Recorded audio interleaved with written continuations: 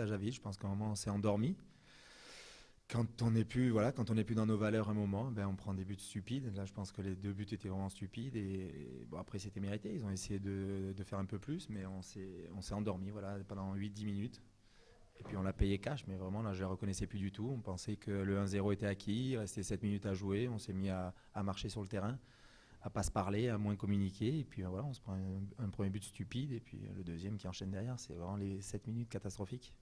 Bah, qu'il fallait pas oublier ces 7 minutes, mais si on revenait dans nos valeurs qu'on avait fait pendant toute la première partie de mi-temps, ça allait être intéressant, on allait encore se créer des occasions, parce qu'on en avait eu et qu'il fallait reprendre là-dessus, qu'il fallait, voilà, on savait que dès qu'on baisse un petit peu notre niveau, dès qu'on manque de concentration, de communication, ben là on se met tout seul dans la merde, voilà, il faut le dire, on se met tout seul dans la merde.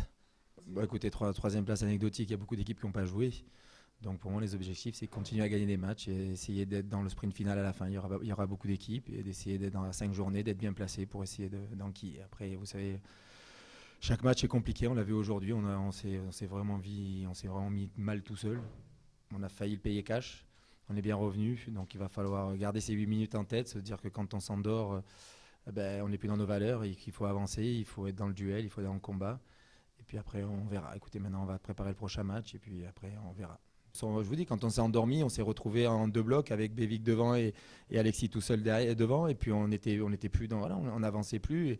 Et c'est là où on s'est mis, voilà, on s'est un peu flingué le match tout seul cette première mi-temps. On était bien en place, mais bon, après, bah, écoutez, quand on s'endort, on le paie cash. Avec Gabriel Etineuf, la nouvelle recrue de l'ASN Belfort, quelles sont vos impressions après cette cruelle défaite à domicile?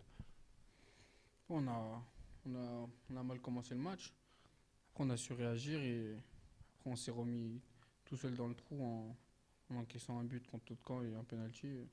On aurait dû savoir gérer le match. Après, on verra le prochain match. Justement, comment on peut expliquer ce scénario un peu dingue de réussir à revenir au score, passer devant, puis finalement de craquer sur la fin? C'est dur psychologiquement. Après, on a lâché, on faisait moins de jeux. Pourtant, on avait repris la main mise sur le ballon. Après, c'est des choses qu'on travaille à l'entraînement et puis ça va venir, je pense. On est sur la bonne voie.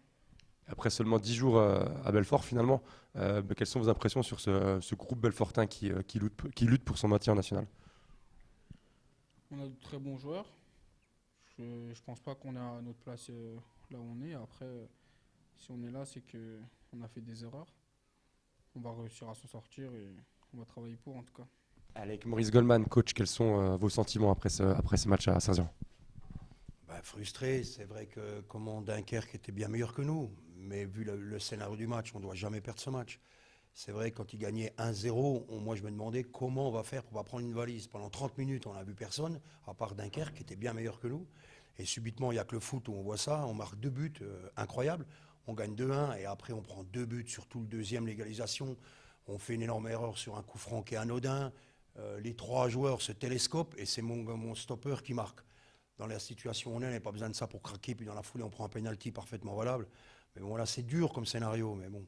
On a retrouvé un peu, contre le Paris FC, on avait été tellement faible mentalement que j'étais fou. Là, on s'est un peu arraché, comme on dit, mais ça suffit pas. Hein. En résumant, c'est pas contre Dunkerque qu'on va jouer notre maintien. Les matchs qui arrivent contre Épinal va être très important. Mais bon, quand vous êtes dans le trou, c'est quand même dur le foot, parce qu'on ne doit pas perdre, à mon avis. Bien que Dunkerque soit bien meilleur que nous, mais ils se sont relâchés un moment, ils se sont endormis, on en a profité, je ne sais pas comment, pour marquer 2 buts. Et après, on se met 2 balles dans le pied, c'est un truc de fou, ça.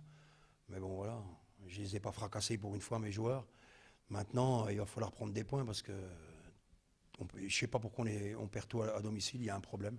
Bon, face à une belle équipe de Dunkerque, il n'y a rien à dire, j'ai félicité leur entraîneur, c'est au-dessus de nous.